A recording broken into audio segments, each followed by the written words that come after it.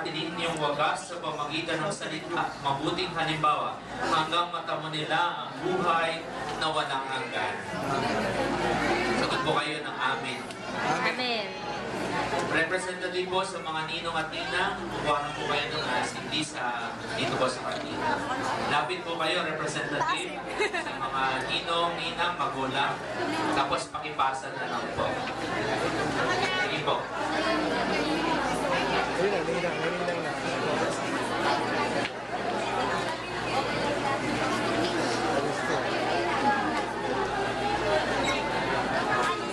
Pagkatapos nyo pong masindihan, taglawan nyo po yung anak ninyo, itakas ninyo yung sindi ng kanina.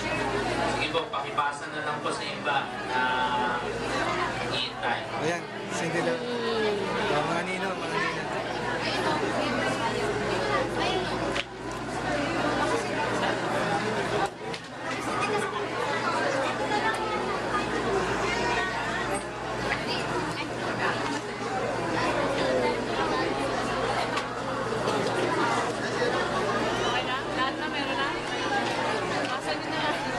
Share na lang po din sa iba para hindi na sila umakyat.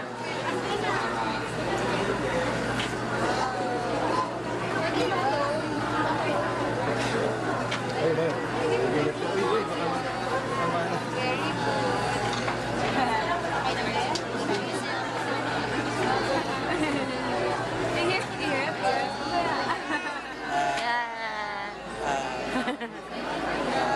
Ay, baka matuluan.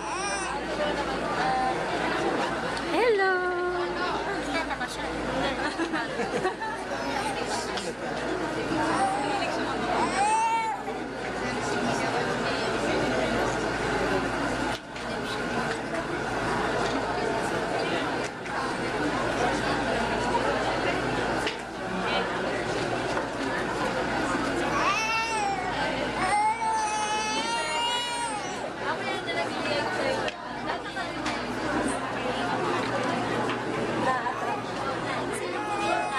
The odds, kaway.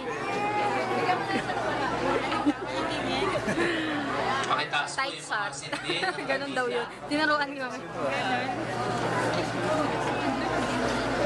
Taas daw. Itaas. Masunod yung buhok niya. Sorry, te. Ayaw mo kainin, te. Ay!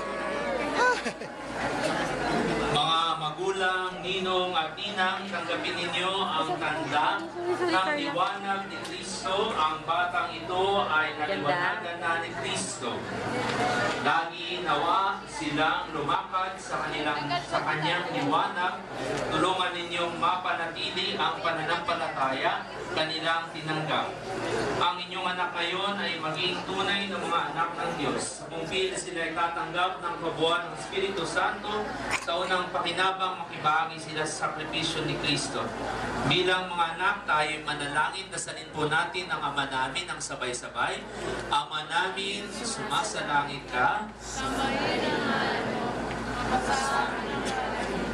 sundin ang loob mo at sa lupa para sa Bigyan mo kami ng aming kakanin sa araw-araw.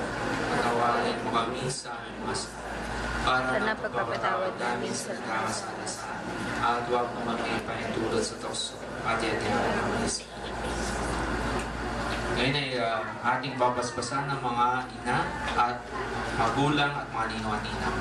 Naway ang Diyos na pinagmulan ng buhay at pag-ibig punayin ng pagmamahal ng mga puso nitong mga ina at pagpalain sila, maging maligaya nawa sila sa pag-ibig, paglaki at kabanalan ng kanilang mga anak. Sagot po kayo ng amin. Amen. Para po sa mga ama, nawa ang Diyos